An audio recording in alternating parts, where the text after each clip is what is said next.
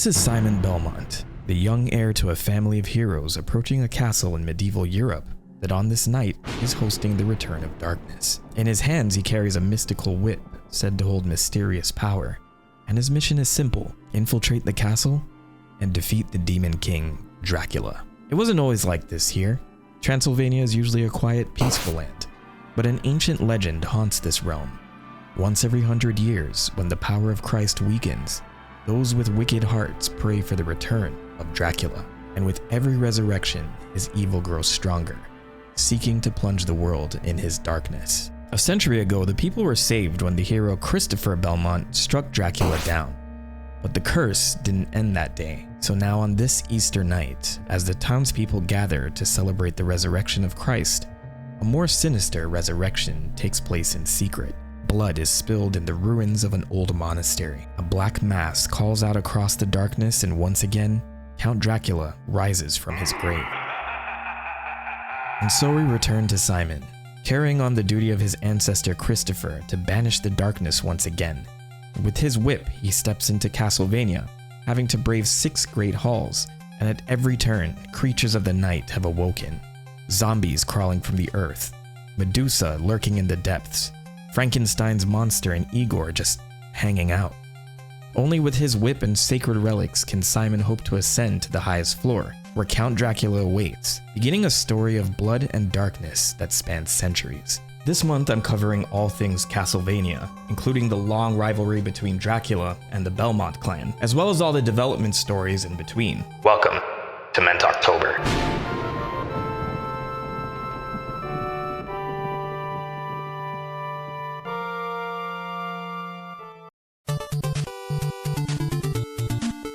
I know I started this in the most cliche way with Vampire Killer playing in the background, but it's such an iconic track. By the way, if you see all this chaos behind me, it's because I'm moving. So if you're sentimental with this backdrop, this is probably the last time you'll ever see it.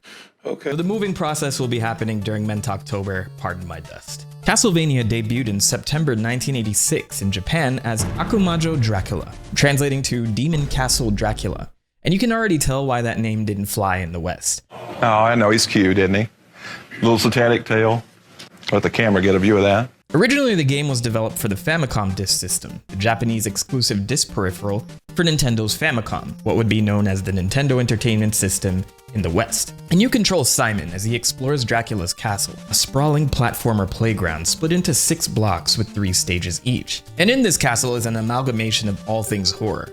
Bats, zombies, the Grim Reaper himself, so Simon has his work cut out for him. But aside from its unique setting, Castlevania can be quite the gauntlet. Simon begins with just 4 lives and his whip, later named Vampire Killer, to defend himself. But health alone isn't the issue here. One touch from an enemy and Simon goes flying backwards, usually straight into a pit. And if that wasn't enough pressure, you're also fighting against the clock. Let the timer hit 0 and Simon loses a life. Lose all of your lives and you'll have to start the block all over again. But aside from his whip, Simon will find other weapons within the castle, like throwing knives, axes, holy water, and crosses, which will add a little bit of diversity to combat even though he can only hold one at a time. These sub-weapons become a core part of Castlevania's combat system, allowing Simon to hit trickier enemies by using various attack patterns that can reach enemies that escape the range of his whip. At the end of each block, Simon will face a different boss, like the Phantom Bat, a large bat that's more annoying than it looks, and Queen Medusa on the second block, which still has a pretty unnerving jump scare here. But for the next 2 blocks, Dracula recruited his boys from the Universal Monsterverse, with Mummy Man serving as the boss for block 3,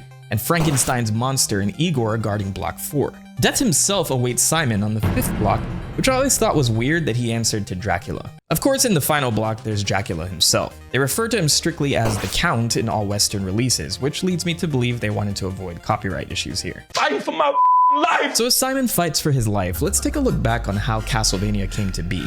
Castlevania was the product of Konami, a large entertainment company founded in Japan, and known for popular gaming series like Metal Gear, Contra, Silent Hill, while also dabbling in other forms of media like card games, namely Yu-Gi-Oh! And Pachinko. Castlevania specifically was the brainchild of its director, Hitoshi Akamatsu, who was a huge film connoisseur and clearly a fan of the classic horror genre. He approached Castlevania very meticulously from both a director's and game design perspective, with him wanting the player to feel like they were in a classic horror movie. One of his developer colleagues cataloged his time with Akamatsu in a series of tweets, saying, quote, Akumatsu really loved film, and when it came to his own creations, he had a film director's eye. He talked about that film feeling a lot. He would say stuff like, respect the visual frame, and so forth. Akumatsu's sense of game design was very deep. In Castlevania, the knife appeared first so the players can get used to the sub-weapons. He made the stopwatch so you can get used to enemy attacks. Then the strongest items are the cross and the holy water.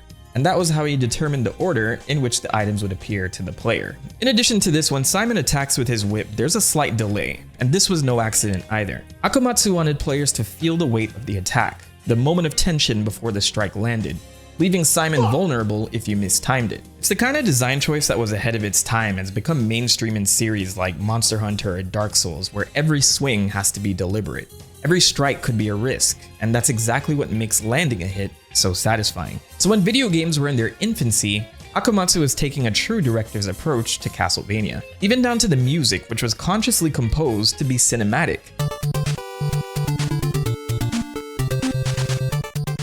Dracula was an obvious choice as a villain, being the most popular vampire in existence, and the team wanted to make a Dracula game specifically, with Castlevania's release coinciding with the 90th anniversary of the original Bram Stoker's novel. Simon Belmont, on the other hand, is established from the very beginning as this descendant of an established family of vampire killers, which we'll get more details on in future titles. But Simon himself was originally planned to be named Peter Dante, a combination of the names of horror film veterans Peter Cushing and Joe Dante. And Peter would have been the grandson of Christopher Dante, a reference to Christopher Lee, who famously played Count Dracula in the 1970s Hammer films before he started pestering Gandalf and Yoda. But they would eventually land on the name Simon Belmont, or Belmont in Japan. And his interesting choice of weapon was also due to Akumatsu's love of movies, with him feeling like the whip fit the setting, but it was also a direct reference to Indiana Jones, Raiders of the Lost Ark. And then there's Simon's burly look, which they took inspiration from this painting, The Norseman, by Frank Frazetta,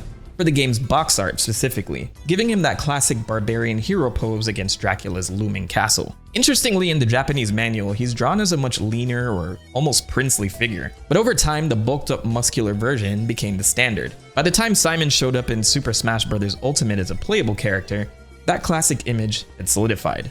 The strong whip-cracking warrior is the version the world knows today. There are other designs, but we'll get to them later. The game would be very successful on release in Japan and would get a cartridge format for the NES before being released in 1987 for North America under the title of Castlevania, a move made by the senior vice president of Konami of America at that time, who didn't feel comfortable with the connotation of Dracula's demonic castle as the name on the shelf. The original story in the manual, which is pretty much what you heard at the beginning of this video, complete with demonic rituals and blood sacrifices on Easter, were completely removed from the North American manual, which opens with this corny Alfred Hitchcock reference instead.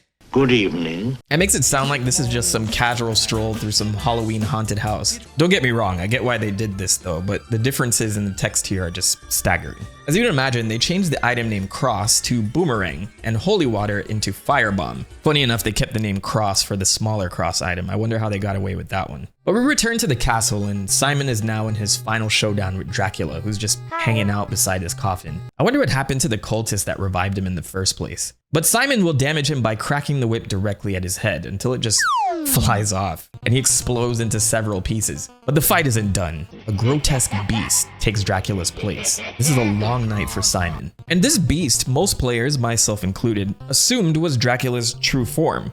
But Akumatsu revealed something different. That monster wasn't Dracula at all. It was meant to embody the curse of man itself. In his words, in a truly peaceful age, Dracula would not exist. So rather than just another phase of a boss fight, it was his way of showing that evil is a cycle, and Dracula is only ever a part of it. This beast is the embodiment of that evil. So go impress your friends with that factoid at a bar or something. Akumatsu also revealed this fight was already setting up the sequel, with his colleagues saying, quote, "The head there, it's foreshadowing Dracula's resurrection. Likewise, when the body parts scatter in every direction, that was also meant to show that Dracula will come back." Castlevania didn't just stay on the NES though. In 1993, Konami released a remake for the Sharp X68000 home computer in Japan, featuring updated graphics, new music arrangements, and redesigned stages. Later, this version was brought to the PlayStation in 2001 as Castlevania Chronicles, with that edition adding an arrange mode with rebalanced difficulty, new sprite work for Simon, and a remixed soundtrack. More recently, Konami bundled the NES original into the Castlevania Anniversary Collection in 2019 alongside its sequels. And this game will always be a certified classic. But at that time, Castlevania was a successful title. In fact, the whole head flying off a Dracula thing and defeating the curse of man was already a setup to a follow-up title. But first, it's worth mentioning that there was a parallel version of Castlevania released for the MSX2 home computer in October of 1986. Also called Akumajo Dracula in Japan, this version was known as Vampire Killer in North America. And at first glance, it looks like the same game. Same characters, same music, same monsters, but the design is radically different, and the colors more defined. Instead of straightforward stages, you're dropped into maze-like rooms where you have to hunt for keys to unlock the exit. The MSX2 couldn't really do smooth scrolling like the Famicom, so the castle flipped screen by screen instead. But to make up for that, Konami added a bunch of new systems, like Simon shopping with merchants, opening treasure chests, even swapping his whip for weapons like a broadsword or a battle axe. It's more like an early experiment in action RPG design, and kind of a hint at the direction Castlevania would take shortly after. While the bosses are the same, the Japanese manual has updated descriptions for them that give an interesting look at where they came from. Like the vampire bat here is just a bat enlarged by Dracula. Medusa apparently had her lower half petrified by Christopher during his onslaught on Dracula 100 years ago. I have to love how they gas up Christopher before he even stars in his own game, but we'll get to him shortly. It's stated that Mummy Man rose from his royal family's tomb and is under the control of Dracula. Frankenstein's monster has the same backstory as a humanoid created from an experiment, but apparently he's in control of Igor, who's sitting on his shoulder. Interesting detail there. Death is cited as the guide from hell who leads humans to the world of the dead, and it's mentioned that Dracula is in command of all the minions in his castle. But in this twist, there's this final boss where Dracula's painting comes to life instead of him turning into some demon, just a painting spitting out bats. This is a badass painting though, I would get this framed. I am Dracula. I bid you welcome. There wasn't a long wait for the next part of Simon's story. In August of 1987, Castlevania II: Simon's Quest hit the market, once again for the Famicom Disk System in Japan, but it was known there as Dracula 2. The Seal of the Curse. Instead of marching through 6 linear blocks, this time the game throws you into an open world map in Transylvania, with towns, mansions, and forests you can explore in any order. No longer are you surrounded by enemies and rabid creatures. There are villagers now who you can talk to, buy items from, and try your best to understand what the hell they're trying to tell you. The story picks up 7 years after the first game, with Simon living a peaceful life on the countryside of Transylvania. But at what cost? A wound he received on his back gnaws away at him, and he feels like his body is beginning to wither away. Death draws near. And one day, as he's hanging out by the graves of the Belmont family, a woman suddenly approaches in the mist and speaks to him. Your life has been bound by a wicked curse. If nothing is done, you will surely perish. So this curse is slowly killing Simon, unless he resurrects Dracula and seals him away. Or you can interpret it as Akamatsu's original intention and say that the curse of men is now possessing Simon, and won't release him from its grip unless he brings back Dracula. Either way, it's such a wonderfully grim setup this time. Simon basically has to dig up Dracula's 5 body parts being held at 5 different mansions, find a magic cross, carry the body parts across the countryside, and burn them in the ruins of his castle. So it is literally Simon's Quest. It's also crazy to me that the identity of this woman that came to warn him was never revealed, by the way. Maybe I'm missing something, but give your best theories in the chat. Gameplay-wise, this was Konami experimenting hard, and despite its similarities to Metroid, which embraced backtracking across a larger map, and Zelda 2, which implemented a similar villager system,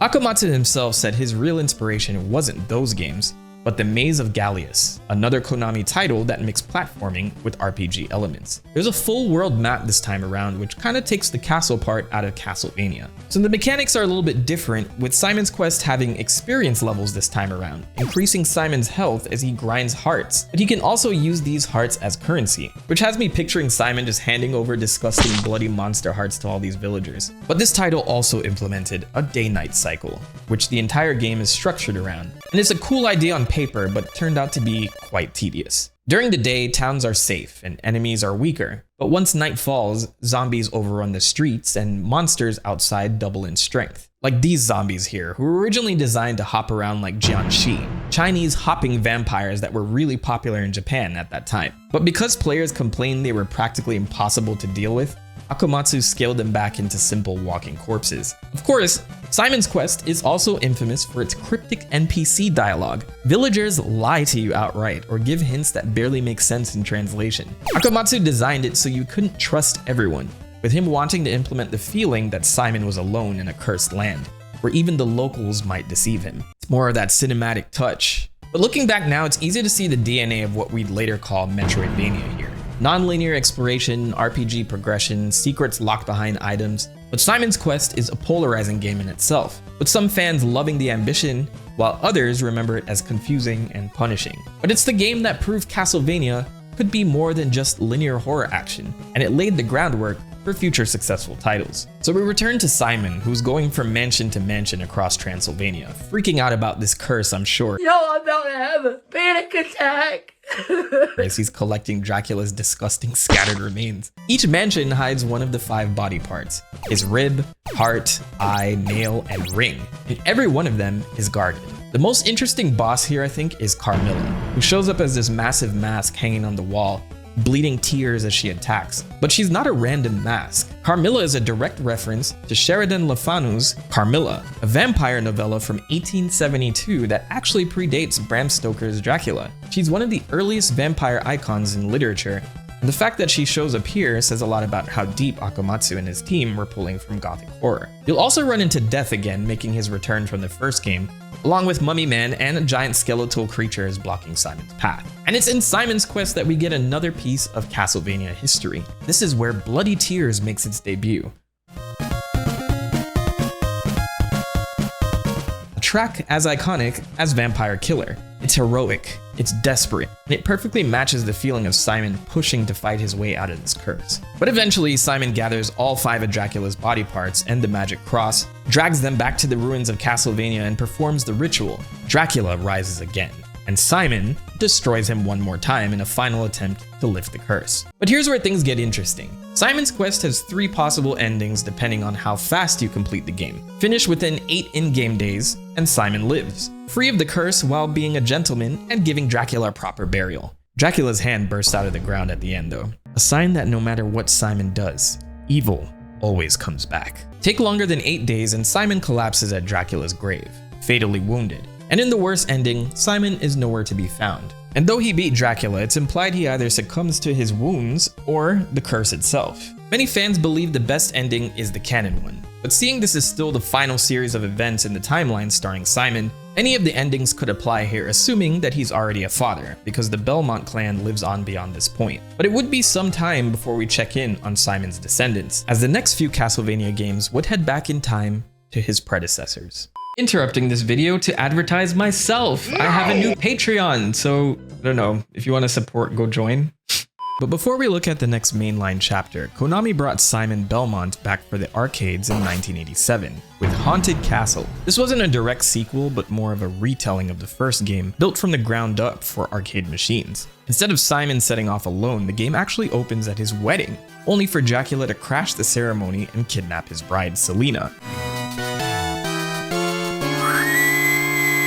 What follows is another trek through Dracula's castle, but this time it's a quarter-eating gauntlet. The visuals were a huge step up with massive sprite improvements and more detailed backgrounds, but the difficulty was cranked up, with a sluggishly moving Simon and enemies that overwhelm you quickly. And it's been called one of the most difficult Castlevania games out there. But here's the thing, Haunted Castle wasn't even meant to be a Castlevania game at first. Midway through development, Konami retooled another project, redrawing all the sprites in just a month to make it fit the series. That's why it feels half familiar, but not quite a remake at the same time. But either way, they again slapped the name Akumajo Dracula on it and called it a day. Differentiating these games is way easier with the English titles, by the way. But many fans agree story-wise, Haunted Castle kind of exists in its own universe. In 2024, Konami would give the game a facelift in the Castlevania Dominus collection with updated graphics, audio, and yes, a less unfair difficulty. Alternate Universe Simon is still rocking his blue hair here, but its inclusion in this collection officially confirms Haunted Castle as part of the series. But Konami didn't stop at just arcade titles for Castlevania. They also developed them to be played on the go. Castlevania: The Adventure, released for the Game Boy in late 1989. Instead of porting the original game, this was an all-new story starring Christopher Belmont, the ancestor they've been gassing up since the very beginning. Finally, we get to see the man who originally struck down Dracula. In the Japanese manual, Dracula isn't yet the Prince of Darkness that we know. He's described as a sorcerer obsessed with demon worship, performing nightly rituals in Transylvania to summon servants and cheat death. Christopher gets wind of this and says, nah, we're not dealing with demon summoning in our backyard, and goes to take down Dracula himself. The game is much simpler than its predecessors with only 4 stages, and Christopher has no sub-weapons, just his whip, which I guess in-game makes him even more of a Chad, but you can still upgrade the whip to the Morning Star and eventually a fireball whip that launches fireballs. But take a hit and your whip actually downgrades. Imagine, you're in medieval times in some war. You're charging into battle with your sword. You take a blow to your armor and suddenly, your sword transforms into a butter knife. You'll still collect hearts in this game, but instead of fueling sub-weapons or serving as currency like the original titles, they now restore your health, as you'd expect with hearts in a video game, but for Castlevania, this may as well be blasphemy. On top of that, Christopher also moves slower than Simon did, making platforming even more brutal and the timing unforgiving. But despite the technical limitations, the game introduced all new enemies and bosses like Gobans, Undermole, and Deathbat. Who? Yeah, we're getting into the real enemies now. The game is mainly developed by programmer Masato Maegawa, who joined Konami fresh out of college, who himself has pointed out later on in an interview that the game wasn't very good. Damn! It's not looked back on very fondly, and it's hard to tell what's a product of hardware limitations or just bad design. But to make matters worse, North American audiences had no clue this was Christopher Belmont's story, because the back of the box says this takes place after Simon's quest. Simon would be even featured as the protagonist in magazine ads. In fact, there was no mention of Christopher Belmont in the North American releases of any Castlevania title up to that point, since the story was so heavily sanitized at that time. But ignorance is bliss, and the game got decent scores for the time, averaging 7s and 8s, and would sell a total of 2.5 million copies. Not bad for what's considered one of the weaker entries in the series. So remember Maegawa here, because his involvement with Castlevania didn't end with this title. Castlevania The Adventure would receive a remake in 2009 called Castlevania The Adventure Rebirth, exclusively for the Nintendo Wii as a downloadable WiiWare title. The game was expanded out into 6 total stages, complete with branching paths, more powerful bosses, and this time around sub-weapons were added, including the classic dagger, axe, cross, holy water, and stopwatch. Oh yeah, and hearts are now used to fuel sub-weapons in proper Castlevania fashion. So with The Adventure, Christopher's era got its proper time in the spotlight, with him vanquishing Dracula and watching the castle crumble at the end of the game, setting the stage for his lineage to pick up the whip if evil were ever to return.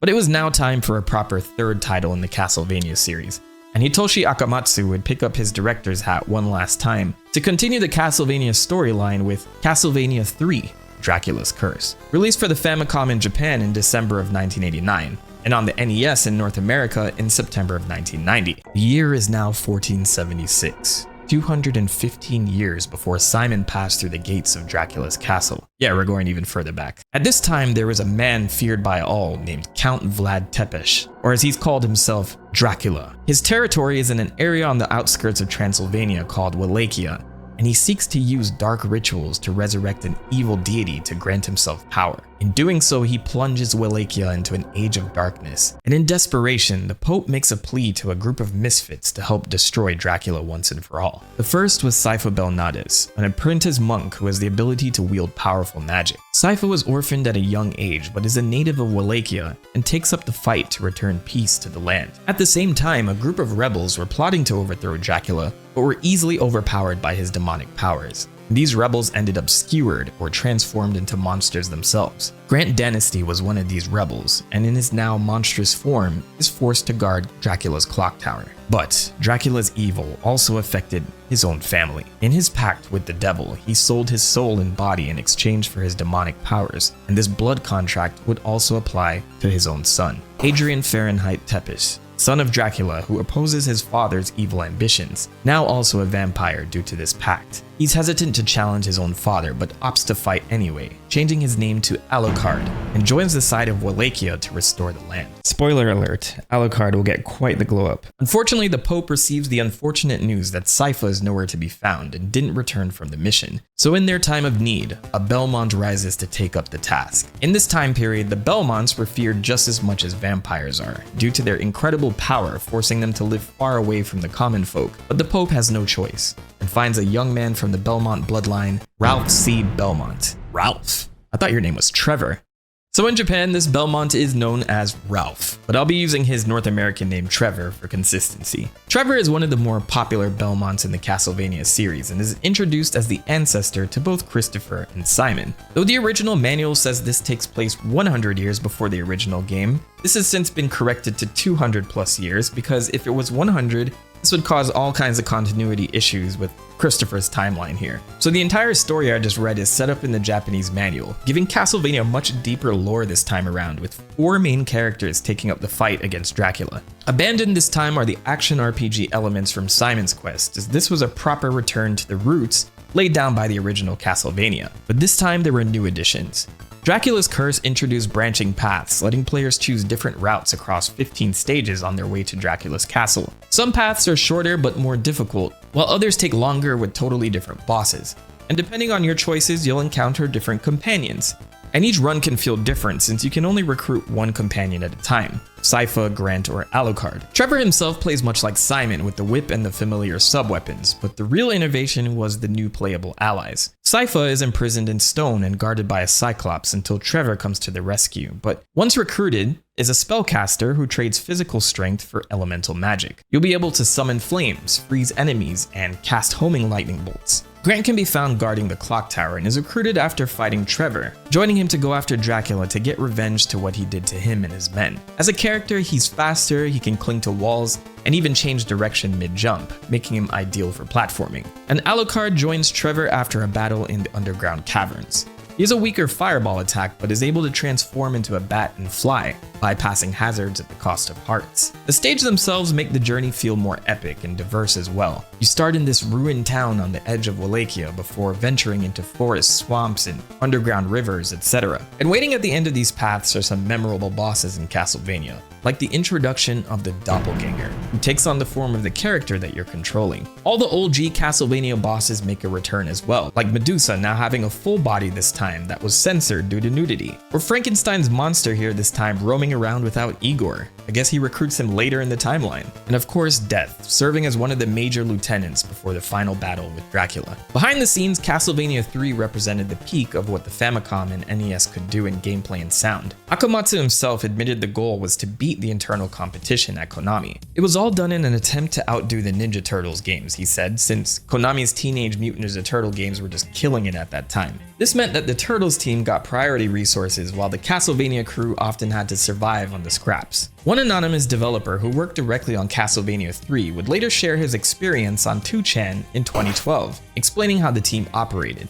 He said, quote, "The Famicom development structure at Konami at the time was basically to have a lead programmer, a lead character designer, and someone doing music. There weren't any dedicated creator types like Hideo Kojima of Metal Gear. A single programmer would act as team leader, and he would almost always be listed as the director. That meant decision-making was shared in meetings, with character designers often shaping the overall image of the game. According to this developer, the introduction of multiple playable characters was born out of one of these meetings. We were trying to figure out a way to both return to the roots of the first game, while also expanding the scope of the gameplay, and the multi-character system was the answer we came up with. Another area that this game pushed the limits was in sound. The Japanese version of Castlevania III shipped with this custom VRC6 coprocessor chip, designed with the help of audio programmer Hidenori Maezawa, and this added 3 extra audio channels, giving the soundtrack its rich orchestral feel. But the NES hardware in North America and Europe couldn't support extra sound chips, so those regions received a watered-down version of the music running on the standard sound chip. Same game, very different soundtrack. I mean, check out the difference here. But we return to Trevor and the crew. After braving branching paths and brutal bosses, he and his companion finally storm the inner halls of Dracula's castle. The final battle opens against Dracula's familiar first form, summoning fire columns from the floor while you once again aim for his head. But once he's defeated, the fight escalates into a monstrous second form, with multiple faces floating around, which is giving me Legion vibes. It even has this unsettling scream when you destroy each face. Ugh. But once you get through this, there's yet another form. This huge demon that emerges from the shadows that starts firing laser beams at you, all while moving the floor around, so this game truly tests your skill in both combat and platforming. And it's interesting because some speculate that this form is not meant to be Dracula at all, but the embodiment of the demon that Dracula reached out to for demonic power, sort of mirroring the structure of the first game. And I kind of like the idea of some looming power that's just kind of a bystander in all this, lending dark power to the evil hearts of men. But this final stage is probably one of the more difficult endurance tests in the Castlevania series. But with enough hits, Dracula is finally vanquished for the first time timeline-wise, and Wallachia is saved.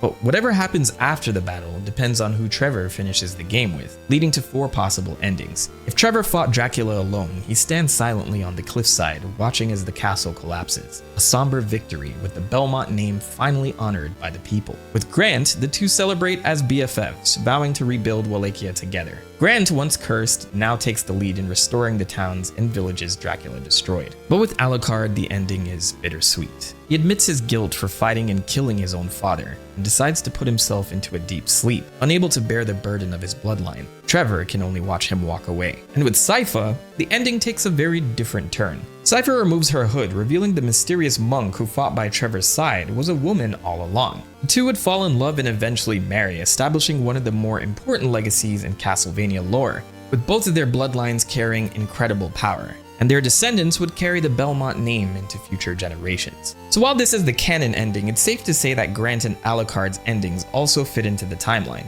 Unfortunately, Grant himself isn't seen again in future games, and it's safe to say he'd be out helping to rebuild his country, while Alucard does in fact go into a deep sleep until the world needs him again. Dracula's curse cemented fan-favorite characters like Alucard and Sypha, who would return in later games, and gave the Belmont legacy an additional sense of continuity. And behind the scenes, this was also the end of an era. Hitoshi Akamatsu, the visionary director behind the first 3 Castlevania games, left Konami not long after. Internal accounts suggest that despite Dracula's curse being a technical marvel, Konami continued to prioritize their more profitable Teenage Mutant Ninja Turtle games. Castlevania 3 sold respectably, but not at the same level, and Akamatsu was eventually demoted to working at one of Konami's game centers, before disappearing from the industry entirely. And his fate mirrors other Konami talents who would leave the company in similar ways, like Hideo Kojima, creator of Metal Gear, and Koji Igarashi, a Castlevania veteran that we'll get to in the next video. But this isn't the first time I've seen big influential game directors just disappear from the industry,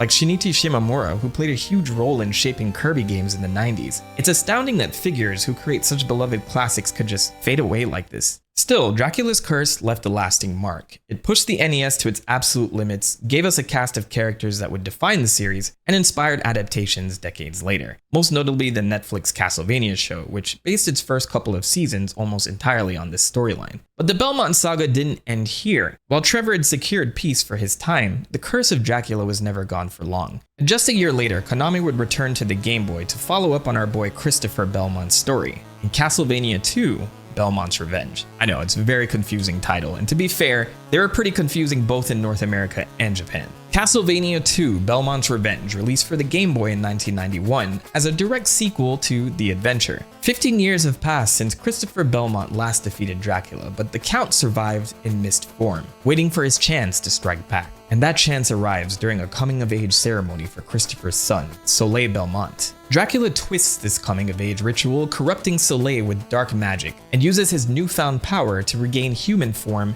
and rebuild his castle. 4 new fortresses rise across the land: Cloud, Plant, Crystal, and Rock castles, each guarded by monsters meant to keep Christopher away from his son. Gameplay saw a big step forward from the first Game Boy outing. Sub-weapons would return at last, with Christopher able to throw holy water and the axe, or the cross in the Japanese version. We're still getting censorship at that time in the US. Players could also tackle the 4 elemental castles in any order, each fortress having its own boss, from the Angel Mummy of Cloud Castle to the Iron Doll of Rock Castle. Calling out a small inconsistency here, they said that Christopher was the one that petrified Medusa's body, but he has 0 encounters with Medusa So maybe Trevor's to blame for that. I don't know, minor nitpick. But the final showdown takes place inside of Dracula's hidden castle, where Christopher faces both his corrupted son and the Count himself. Defeating Soleil frees him from the curse, and together father and son put an end to Dracula's plan.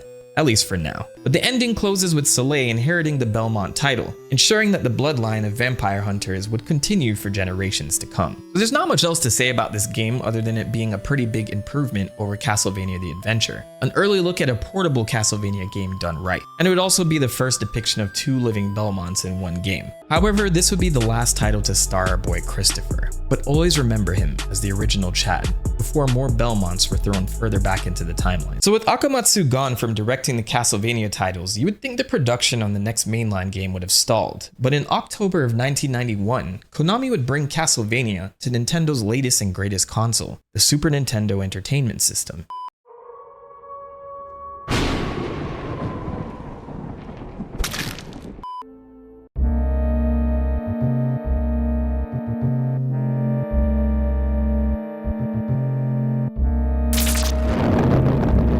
This is Super Castlevania IV, released in October of 1991. The series' big step into 16-bit gaming, with brighter colors, more detailed sprites, faster gameplay, and just incredible sound design.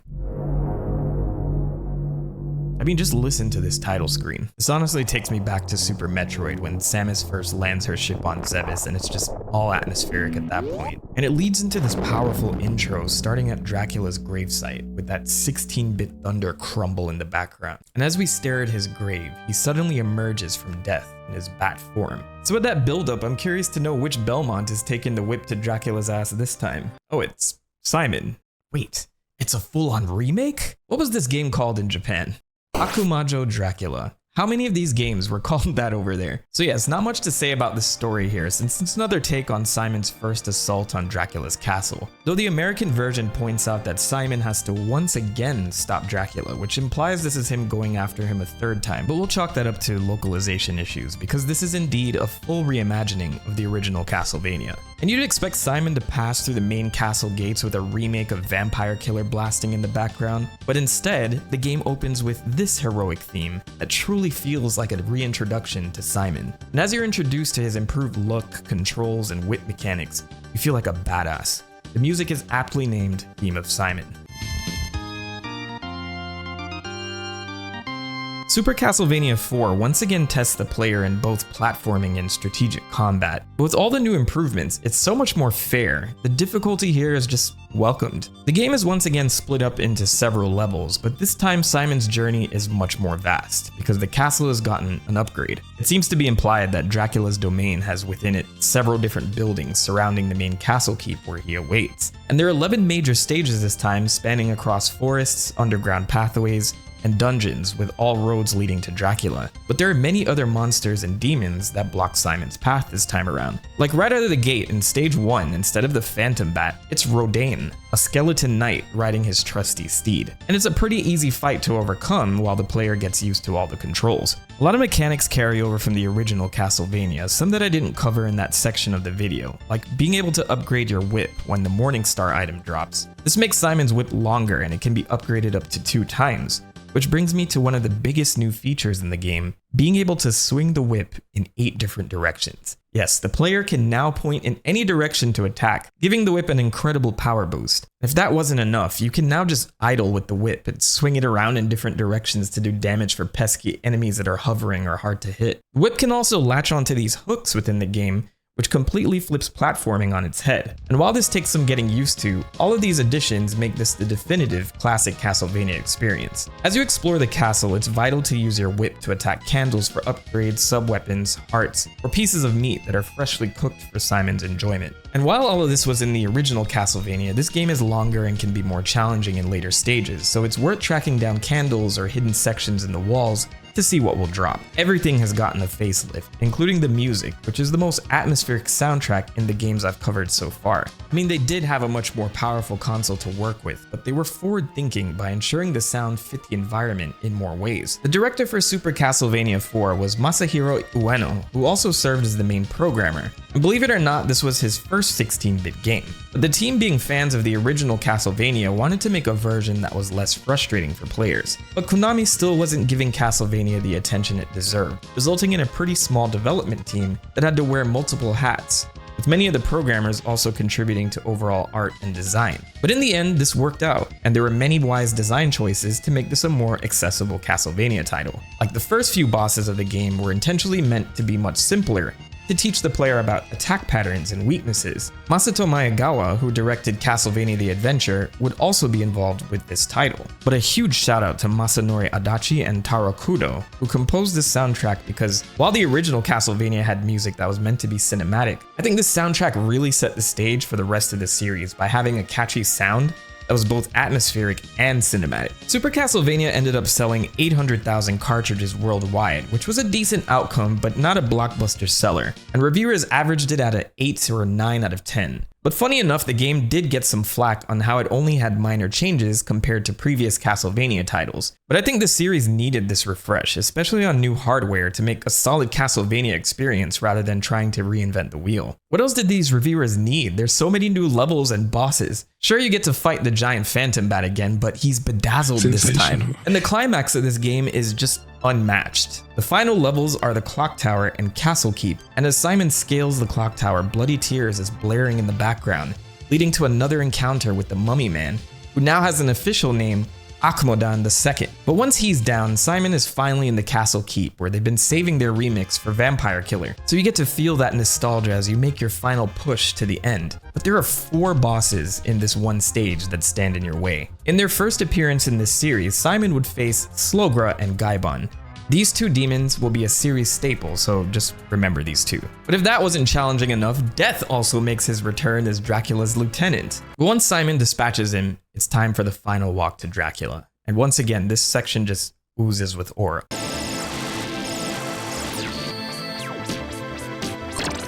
The battle begins with the music from the intro, and just like the original game, Simon will need to aim for Dracula's head. But the atmosphere just feels different this time. Like they're settling an old score, even if timeline-wise, this is the first time that they fought. But with enough hits, Dracula is forced to turn up the heat. Gone is that original monstrous form from the original game, and Dracula now has a more demonic face as he ups the intensity of his attacks. But at this point in the fight, the theme of Simon kicks in, and it's almost as if the game is cheering you on. All of this is just so epic. This right here is peak Castlevania. But Simon is victorious, and the sunlight comes crashing into the castle, which vaporizes Dracula into bats. And this somber credits theme plays as Simon overlooks the crumbling castle, ending his era of Castlevania once and for all. This truly was the perfect bookend to the early set of Castlevania games, and as I said before, even as a reimagining, it felt like a love letter to the series up to that point, an evolution of the groundwork that Hitoshi Akamatsu had laid down. And remember Masato Maegawa, who worked on both Castlevania The Adventure and Super Castlevania IV? Well, Konami's business practices and laser focus on games like Ninja Turtles rather than approving new ideas would convince him to leave the company as well shortly after this game released, where he took many of his colleagues from Konami to found Treasure in 1992. And this would become one of the most prestigious Japanese developer studios in the 90s, responsible for games like Gunstar Heroes, Dynamite Headdy, McDonald's Treasure Land Adventure, because I know you've seen this game at least one time. And just to go full circle for this channel, they also developed Wario World. So after Super Castlevania IV, it would be 2 years until the next Castlevania game, Rondo of Blood, starring a brand new Belmont this time around, and the first depiction of a descendant of Simon. But it was a brand new development team in charge, and this would be the first game that led into the new saga that would change Castlevania forever. So stay tuned to Mentoktober as I continue through the Castlevania series, but first I'd like to thank my members on YouTube and the patrons over on Patreon. Bonnie, Carla D, The Cold One, The New Kid on the Block, Randy Whitmore, Anapan, Plank Samakun, and Kenny Lauderdale. Thank you guys so much for your support, and any of you out there with any interest in helping me keep the channel running, please check out my Patreon in the description below. Until next time.